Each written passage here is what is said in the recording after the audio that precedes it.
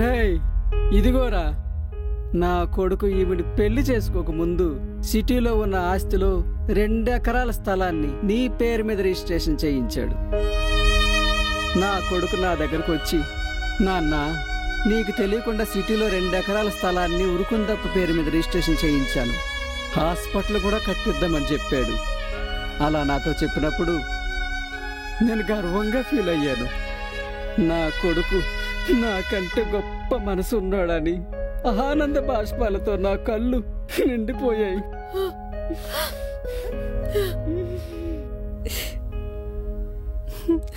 మంచి రోజు చూసి ఈ పత్రాలు నీకు ఇద్దామనుకున్నాను, కానీ ఆ మరుసటి నాడే ఈవిడి గారిని పెళ్లి చేసుకొని వచ్చాడు. మా మధ్య కొన్ని రోజులు మాటలు నడవక ఆ దేవుడు చేసిన మంచికేనేమో నన్ను అనారోగ్యం పాలు చేశాడు. ఇప్పుడు నీ నిజస్వరూపం బయటపడింది.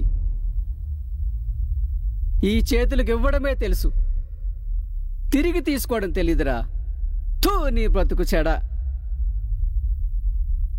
అయ్యా, మనసు ఉన్నోళ్ళు ఎందుకు గొప్పవాళ్ళు అవుతారంటే నిజంగా ఇప్పుడు నా కళ్ళతో చూస్తున్నా. రఘుపతి గారు నా గురించి ఆలోచించారా? నేను ఎంత నీచుణ్ణి, నా చేతులతో ఆ దేవుణ్ణి నన్ను చంపేయండి అయ్యా, నన్ను చంపేయండి. మీ చేతిలో సత్యగాని నాకు దృష్టి ఉండదు. ఆ పాపం నాకెందుకు? అయ్యా తప్పు చేశాను, నన్ను చంపేయండి అయ్యా, నన్ను చంపేయండి. Thank you. మీకు చేసిన అన్యాయానికి మీరు కరెక్ట్ డిసిషన్ తీసుకున్నారు. క్షమించు. మామయ్య గారు, పల్లవి నన్ను కూడా క్షమించండి.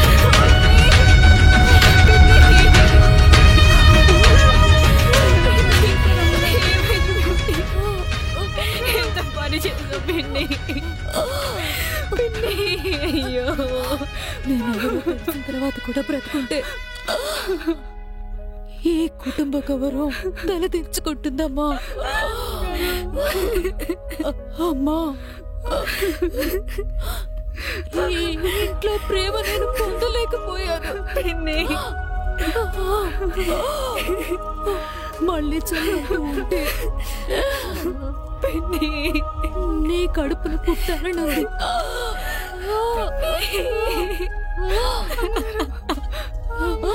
నిన్న అమ్మా అని పిలవాలనుంది.